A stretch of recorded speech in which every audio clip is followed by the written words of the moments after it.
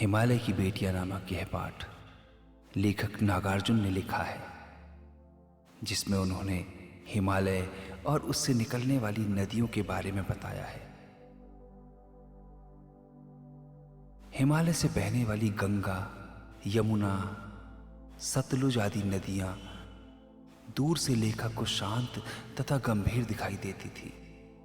लेखक के मन में इनके प्रति श्रद्धा के भाव थे। जब लेखक ने इन नदियों को हिमालय के कंधे पर चढ़कर देखा तो उन्हें लगा कि ये काफी पतली हैं, जो समतल मैदानों में विशाल दिखाई देती थी। लेखक को ये नदी एक बच्चे की भांति लगी और उसने इन्हें हिमालय की बेटियां कहा।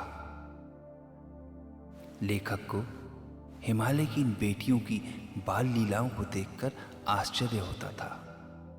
हिमालय की इन बेटियों का न जाने वह कौन सा लक्ष्य है जो इस प्रकार से इन्हें बेचैन किए हुए है।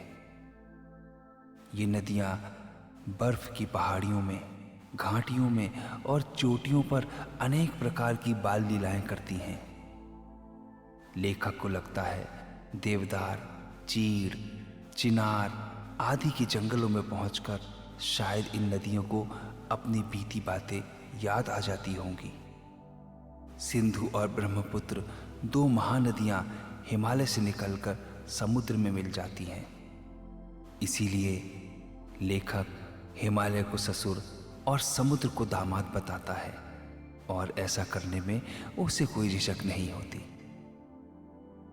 कालिदास के यक्ष ने अपने मेघदूत से कहा था कि बेतवा नदी को प्रेम का प्रतिदान देते जाना, जिससे यह पता चलता है कि कालिदास जैसे महान कवियों को भी नदियों का सजीव रूप पसंद था।